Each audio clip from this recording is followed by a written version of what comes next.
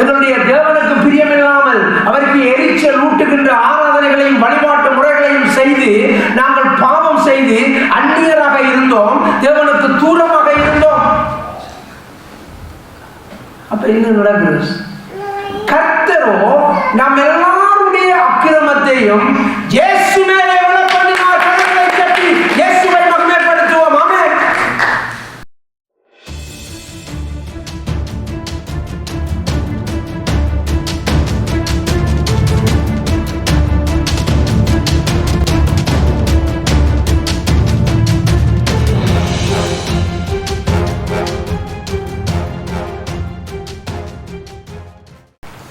அப்பா என்று சொன்னால் எல்லாருக்கும் பெரிய சந்தோஷம்.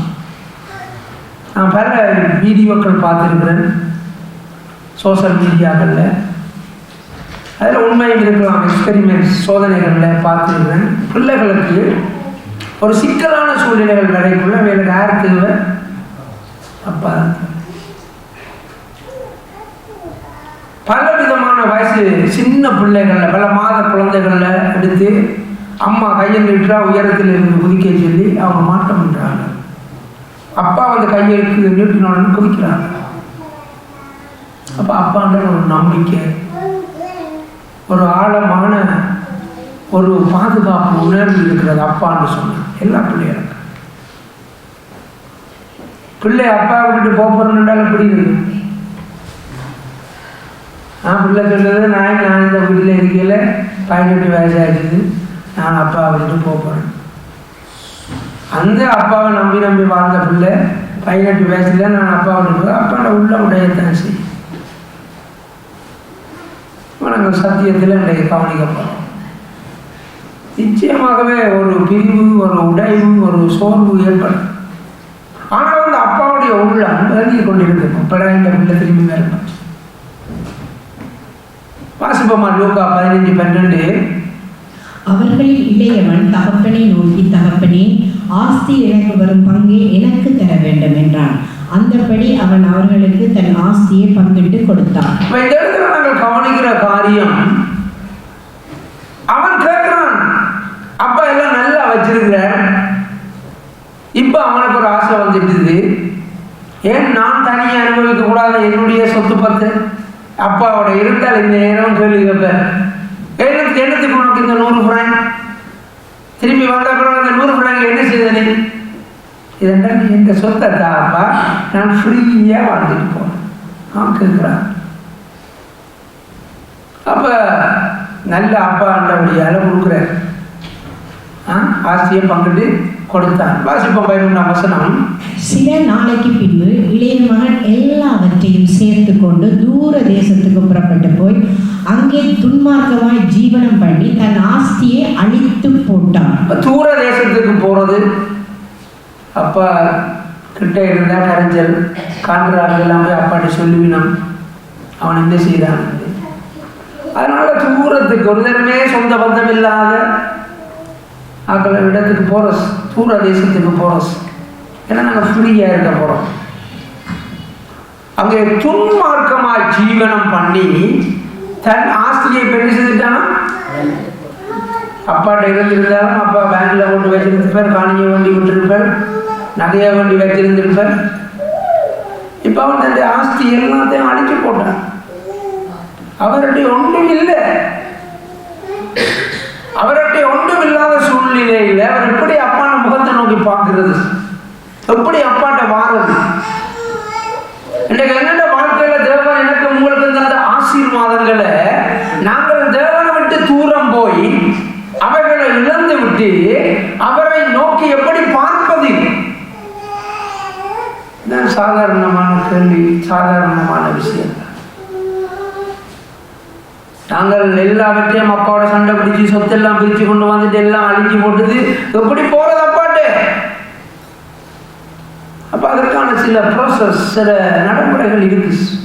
சத்தியத்தின்படி சில ஒழுங்கு விதிமுறைகள் இருக்குது. சும்மா எல்லாம் நாங்கள் வந்து கண்ண மூடி கொண்டு நின்று நாங்கள் வந்து இதண்டு ஆண்டவர்கிட்ட வர முடியாது. அப்ப ஏதாவது ஒன்று நடந்திருக்கோம். இப்போ சாதாரணமாக அதை நாங்கள் பெற்றுக்கொள்ள முடியாது. வாசிப்போம் லூக்கா 15:20. எழுந்து புறப்பட்டு தன் தகப்பனிடத்திலே வந்தான்.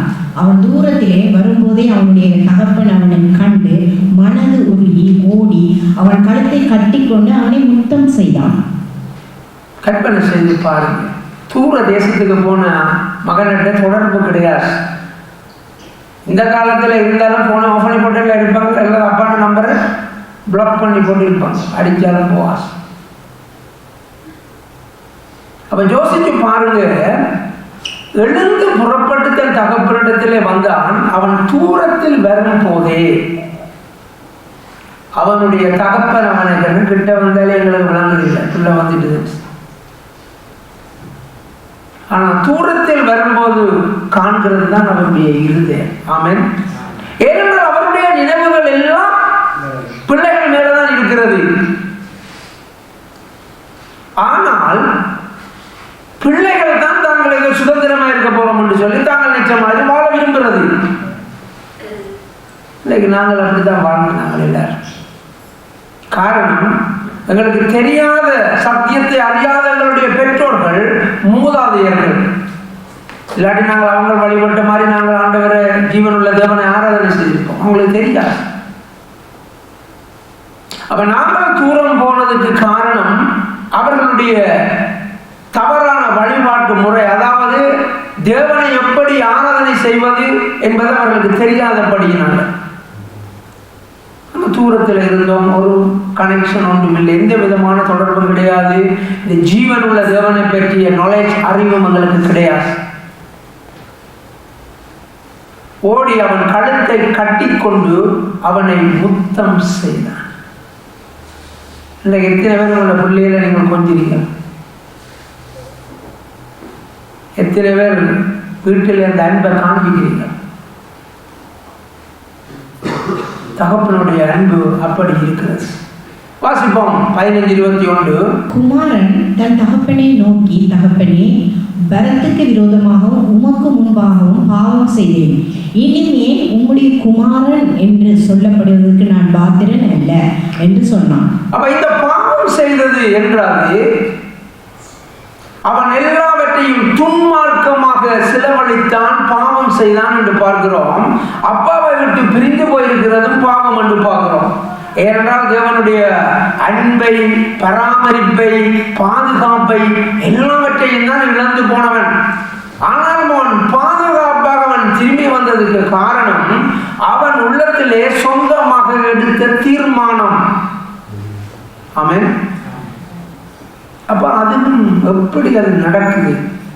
ஒரு அப்பாவிடத்தில் ஒரு மனுஷன் திரும்புகிறான் என்றால் அவன் சிந்திக்கிறான், எப்படி அது நடக்கிறது என்பதை குறித்து நாங்கள் பார்க்கிறோம். சாதாரணமாக ஒரு மனிதன் பிதாவிடத்தில் வர முடியாது. அவர் மாறாதவர், அவர் பரிசுத்தம் உள்ள தெய்வம். அவர் அழுக்கா இருக்கிறவனை கட்டி பிடிக்க மாட்டார். ஒருவரும் சேரக்கூடாத ஒளியிலே வாசம் பண்ணுகிற உன்னதமான தெய்வம் அவர். ஆமென். அதுல மாற்றம் கிடையாது. அப்படி என்றால் கர்த்தர் மாற மாட்டார் என்றால் எங்களை யாரோ மாற்ற வேண்டும், யாரோ அதற்கு தகுதிப்படுத்த வேண்டும். எல்லாருடைய அப்பா கிட்ட போயிடலாம். பாவத்தோட குப்பையா வாழுற ஒருவன் இந்த சுத்தமான அப்பாவிட்ட என்ன செய்யலாது? அப்பா மாறி வர மாட்டார். அதனால் அவர் பரிசுத்தர் பரிசுத்தர் பரிசுத்தர் ஓயாமல் துதித்துக் கொண்டிருக்கிறார்கள். உங்களை பார்த்து ஒரு ஆள் அவர் நல்லவர் நல்லவர் என்று சொல்லிக் கொண்டிருந்தார். ஒரு நாள் உங்களோட மனுஷி எழும்பி என்ன மனுஷனும் போல ஒருத்தரும் இல்லை, ஒரு நல்லவர் நல்லவர் என்றால் அப்படியே சொல்லி சொல்லி மனுஷன் இனிமேல் மனுஷிக்கு எதிராக ஒன்றுமே கதைக்காம செய்து கொண்டான். என்ற மனுஷன் மாதிரி ஒருத்தரும் இல்லை, உத்தம புத்திரன். அதுக்கப்புறம் மனுஷன் வீட்டில் ஒன்று மனுஷன்.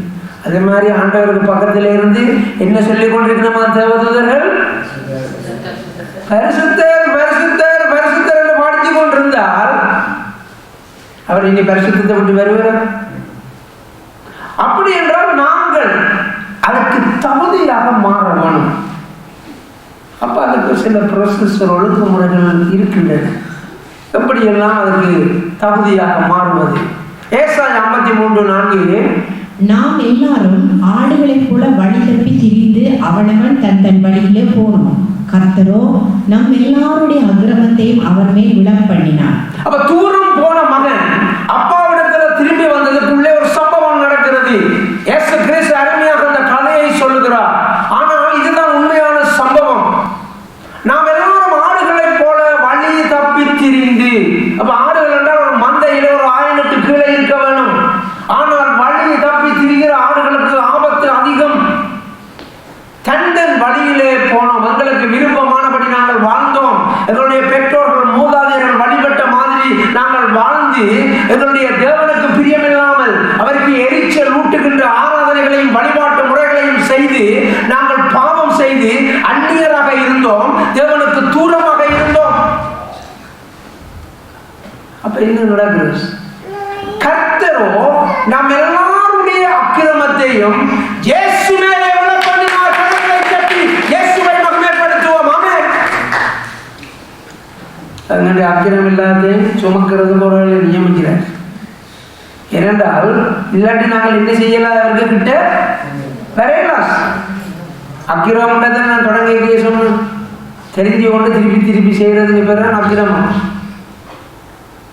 தெரியாமல் கால்தடம் கொண்டு கால் தொடங்கி விழுகிறது வேறு, காலை நீட்டி ஒரு ஆளை விழுகிறது வேறு. இல்லை தெரியும், எங்களுக்கு மனச்சாட்சி தெரியும் நாங்கள் பாவம் செய்யணும். தெரியும் தெரியும் தெரியும் தெரிஞ்சவங்க தான் செய்யணும் பாவம். அதுதான் நாங்கள் உருவாக்கிக்குள்ளே, ஆத்மாவை உருவாக்கிக்குள்ளே மனச்சாட்சியை உண்டாக்கினோம். நல் மனச்சாட்சி உள்ளவர்களாக இருக்கும். அக்கிரமத்தையும் அவர் மேல் விழப் பண்ணினார் என்று சொல்லி நாங்கள் பார்க்கிறோம். இயேசு கிறிஸ்து நம்முடைய எல்லா விதமான பாவங்களுக்காகவும், ஆதாமுடைய காலத்தில் இருந்து செய்யப்பட்ட பாவங்களுக்காகவும், இயேசு கிறிஸ்து வருகிற நியாய தீர்ப்பு நாளுக்காக இடைப்பட்ட இந்த காலத்துக்கு இடையில செய்ய போற பாவங்களுக்காகவும் அவர் எல்லாவற்றையும் என்ன செய்து விட்டாராம்? சிலுவையிலே சுமந்து தீர்த்து விட்டார். அதனாலதான் எனக்கும் உங்களுக்கும் அந்த தகுதி கிடைச்சது. அதனாலதான் நாங்கள் பிதாவோட திரும்பி வரக்கூடியதாக கிடந்தது. அதனாலதான் நாங்கள் ஓடி வந்தவரை கட்டி பிடிக்கக்கூடியதாக இருந்தது. எபிரேயர் 9:21-22 கவனிப்போம். இவ்விதமாக கூடாரத்தின் மேலும் ஆராதனைக்குரிய சகல பணிமூட்டுகளின் மேலும் இரத்தத்தை தெளித்தான். நியாய பிரமாணத்தின் கொஞ்சம் குறைய எல்லா இரத்தத்தினாலே சுத்திகரிக்கப்படும். இரத்தம் சிந்துதல் இல்லாமல் மன்னிப்பு உண்டாகாது. அப்ப ஆண்டவர் ஆரம்ப காலத்திலேயே சொல்லிக் கொடுத்தார். இங்க வாங்க, இவ்வளவு லட்சம் ஜனங்களை நீங்கள் எகிப்திலிருந்து கூட்டிக் கொண்டு வரைக்குள்ள இவங்க எல்லாத்தையும் மறந்துட்டாங்களே, தேவனையே மறந்துட்டாங்க. ஒரு ஒழுங்கு முறைகளை கொண்டு வர விரும்பினார், சொல்லிக் கொடுத்தார். பாவம் செய்தால் நீங்கள் ஆடுகளை, மாடுகளை, காளைகளை, பசுக்களை பலி செலுத்த வேணும், புறா குஞ்சுகளை கொண்டு வர வேணும். எல்லாம் ஆண்டவர் சொல்லிக் கொடுத்தார் ஒழுங்கு முறைகளை. அந்த ரத்தத்தை அந்த மகாபரிசுத்த ஸ்தலத்தில் இருக்கிற திரைச்சீலை மேலே தெளிக்க வேணும். தெளிச்சாதான் உங்களோட பாவம் மன்னிக்கப்பட்டது. பாவம் மன்னிக்கப்பட்டது சரி, ஆனா பரலோகம் போவீங்க முடியாது. பாவம் மன்னிக்கப்பட்டது உண்மை. இலங்கையில நீங்கள் களவெடுத்ததுன்னு சொல்லி கோர்ட்ஸில் உங்க பிடிச்சு வச்சிருக்கிறாங்க. ஓகே, நீதிமன்றத்தில் ஓகே நீ போகலாம்னு சொல்லி விடுதலை ஆக்குறாங்க. அரசாங்க வேலை இல்லை, அரசாங்க வேலை கவனிக்க வேண்டிய காரியம். பாவம் மன்னிக்கப்பட்டது உண்மை, ஆனால் நித்திய ஜீவனை பெற்று தந்தது சிலுவை. சிலுவை. ஆமென். கரங்களை தட்டி இயேசுவை மகிமைப்படுத்துவோம். ஆமென். பாவ மன்னிப்புக்கும் நித்திய ஜீவனுக்கும் விளங்கமான விஷயம். இயேசு கிறிஸ்து எதற்காக ஏற்படுத்தப்பட்டார்? நியாய பிரமாணத்தின்படி கொஞ்சம் குறி என்றால், அதாவது சகல சாமானும் பொருட்களும், சேத்தில இருக்கிற பொருட்களும் கூட ரத்தத்தினாலே சுத்திகரிக்கப்படும். சேத்தில பயன்படுத்துகிற பாத்திரங்கள் எல்லாமே என்னத்தால அவங்க சுத்திகரிக்கிறாங்க? ரத்தத்தினால. அந்த மிருக ஜீவன்கள் இருந்து வெட்டி எடுத்து ரத்தத்தை எடுத்து தெளிக்கிறது. ரத்தம் சிந்துதல் இல்லாமல் மன்னிப்பு உண்டாகாது. அப்போ ஒரு ஒழுங்கு முறையை ஆண்டவர் வச்சிருக்கிறார். ரத்தம் சிந்தினால்தான் பாவ மன்னிப்பு உண்டாகும் என்று சொல்லி ஆண்டவர் வச்சிருக்கிறத நாங்கள் பார்க்கணும். கொலோசியர் 1:20 கவனிப்போம். அவர் சிலுவை சிந்தின இரத்தத்தினாலே சமாதானத்தை உண்டாக்கி பூலோகத்தில் உள்ளவைகள் பரலோகத்தில் உள்ளவைகள் யாவையும் அவர் மூலமாய் தமக்கு ஒப்புரவாக்கி கொள்ளவும் அவருக்கு பிரியமாயிற்று. நாங்கள் கவனிக்கிற சத்தியம் இவ்வளவுதான். அவர் சிலுவையிலே சிந்தின இரத்தத்தினாலே. அப்ப அவருடைய ரத்தம் முக்கியமா இருக்கு. ஏன்னா ரத்தம் சிந்துதல் இல்லாமல் மன்னிப்பு இல்லைன்னு பார்த்தோம். அப்ப இயேசு கிறிஸ்து நிரந்தரமாக அவர் ஒருவராக தாமே அந்த பலி பொருளாக தம்முடைய ஜீவனை கொடுத்து ரத்தத்தை சிந்தி ஜீவனை கொடுத்தார், சமாதானத்தை உண்டாக்கி. அப்ப அப்பா வந்து எப்படி பார்த்து கொண்டிருக்கிறதுக்கு காரணம் சமாதானம் வந்திருக்கு. இல்லாண்டி பிள்ளைகளை பொறுப்புண்டால் அவரே கொஞ்சம் எப்படி பார்க்கிறார், போவான்ட்டு சமாதானத்தை உண்டாக்கி பூலோகத்தில் உள்ளவைகள் பரலோகத்தில் உள்ளவைகள் யாவையும் அவர் மூலமாய் தமக்கு ஒப்பரவாக்கி கொள்ளவும் அவருக்கு பிரியமாயிற்று. அப்ப பரலோகத்துக்கும் பூலோகத்துக்கும் இடையில பிளவு வந்துச்சு. ஏனென்று சொன்னால் ஆதாம் பாவம் செய்த உடனே ஏதேன் தோட்டத்தை விட்டு அவங்க துரத்தப்பட்டார்கள் என்று பார்க்கணும். தேவதூரில் கொண்டு விட்ட ஆயின் ஒரு தடவை முழுக்க போகக்கூடாது. சுடரொளி பண்டையத்தை ஆண்டவர் வைத்தார் என்று சொல்லி நாங்கள் பார்க்கிறோம். கிட்ட போயலாம் தேவருடைய சமூகத்துக்கு. அப்ப ஆண்டவர் அவர் தம்முடைய ரத்தத்தை சிந்தினதுனால பரலோகத்தில் உள்ளவைகள் பூலோகத்தில் உள்ளவர்கள் யாவையும் அவர் மூலமாய் இயேசு மூலமாய் தமக்கு ஒப்பரவாக்கி கொள்ளவும் அவருக்கு பிரியமாயிற்று. பிதாவானவர் இந்த காரியத்தை கிறிஸ்துவினுடைய ரத்தம் சிந்துதல் மூலமாக அந்த காரியத்தை அப்பா ஏற்பாடு செய்கிறார் என்று சொல்லி நாங்கள் பார்க்கிறோம். பிதாவானவர்கள் எல்லாவற்றையும் ஒழுங்கு செய்தவர். கொலோசியர் 1:21 முன்னமே அந்நியராயும் துர்க்கிரியைகளினால் மனதிலே சத்துருக்களாயும் இருந்த உங்களையும் பரிசுத்தராகவும் குற்றமற்றவர்களாகவும் கண்டிக்கப்படாதவர்களாகவும் தமக்கு முன் நிறுத்தும்படியாக அவருடைய மாம்ச சரீரத்தில் அடைந்த மரணத்தினாலே இப்பொழுது ஒப்புரவாகினேன். பார்க்கிற காரணம் முன்னே அந்நியராக தான் தூரதேசத்துக்கு போன மகன். தூரதேசத்தை ஆண்டவரை விட்டு போறது, தேவனே அறியாமல் போற ஜாதி. முன்னே அந்நியராயும் துர்க்கிரியைகளினால் மனதிலே சத்துருக்களாயும். ஆண்டவருக்கு சத்துரு ஏன் என்னடா இவங்கெல்லாம் தாறுமாறாக இருக்கிறாங்க, ஆண்டவர் ஒழுங்குள்ளார் அமை சொல்லுவோமா? சத்துருக்களாயும் இருந்த உங்களையும் பரிசுத்தராகவும் குற்றமற்றவர்களாகவும் கண்டிக்கப்படாதவர்களாகவும். ஒரு தினம் உங்களை கண்டிக்கல, அப்பா விட்ட வரையிலே. காரணம் அப்பா உங்களோட இந்த கட்டிப்பிடிச்சு. அதுக்கு காரணம் இயேசு சிந்தின ரத்தம். ஆமென். பாவ மன்னிப்பு உங்களுக்கு சும்மா கிடைக்கல. தமக்கு முன் நிறுத்தும்படியாக அவருடைய மாமிச சரீரத்தில் அடைந்த மரணத்தினாலே இப்பொழுது ஒப்புரவாக்கினார். கரங்களை கட்டி இயேசுவை மகிமைப்படுத்துவோம். ஆமென். ரத்தத்தினாலையும் மரணத்தினாலையும் பிதாவுடைய எங்களை என்ன செய்தாரா? ஒப்புரவாக்கினார். எபேசியர் 2:19 ஆகையால் நீங்கள் இனி அந்நியரும் பரதேசிகளுமாய் இராமல் பரிசுத்தவான்களோட ஒரே நகரத்தாரும் தேவனுடைய வீட்டாருமாய் இருந்து அப்போஸ்தலர் தீர்க்கதரிசிகள் என்பவர்களுடைய அஸ்திபாரத்தின் மேல் கட்டப்பட்டவர்களுமாய் இருக்கிறீர்கள். அதற்கு இயேசு கிறிஸ்து தாமே மூளைக்கல்லாய் இருக்கிறார். அப்ப அந்நியரும் பரதேசிகளுமாய் இருந்தாக்கள பரிசுத்தவான்களோட ஒரே நகரத்தாரும். நானும் நீங்களும் இப்போ வீட்டு பிள்ளை. அப்போ வீட்டை திரும்பி வந்துட்டோம். அப்பாட்டு வந்தால் திருப்பியும் வீட்டு பிள்ளை. அவன் நினைச்சான் வேலைக்காரில் ஒருவனைங்கிறது அவன் வந்தது. ஆனால் ஆண்டவர் என்ன செய்கிறார்? அவனை திருப்பவும் தன் மகனாக. உண்மை என்னென்றால் அப்பா அவனுடைய பிள்ளை தானே அவன். நானும் நீங்களும் தூரதேசத்துக்கு போனாலும் சரி, தேவனை துளைச்சாலும் சரி, நாங்கள் துளைஞ்சு போனாலும் சரி, அப்பாவும் பிள்ளையும் தானே. அப்ப திரும்பி நாங்கள் மீண்டும் பிள்ளையாக்கப்பட்டது, உறுதிப்படுத்தப்பட்டது இயேசு கிறிஸ்துவின் இந்த பாடுகள் மரணத்தின் மூலம். தேவனுடைய வீட்டாருமாய் இருந்து அப்போஸ்தலர் தீர்க்கதரிசிகள் என்பவருடைய அஸ்திபாரத்தின் மேல் கட்டப்பட்டவர்களுமாய் இருக்கிறீர்கள். அதற்கு இயேசு கிறிஸ்து என்னவா இருக்கிறாரா? மூளைக்கல்லா இருக்கிறார். வந்து பாருங்கள். ஆசீர்வாதம் நிரம்பி Come and see. நம் கண்ணீர் யாவையும் இயேசு துடைத்திடுவார். உடைய தேவன் எழுந்தருள்வார். J. Mission Church, Mosüslistraße 32, 6032 Emmen, Luzern. Halleluja, Halleluja, அவருக்கே மகிமை. Halleluja, Halleluja, அவருக்கே கனம். Halleluja, Halleluja, அவருக்கே துதிகள். Halleluja, Halleluja, அவருக்கே புகழ்ச்சி. உடைய தேவன் எழுந்தருள்வார். எனக்காக யுத்தம் பண்ணுவார். உடைய தேவன் எழுந்தருள்வார்.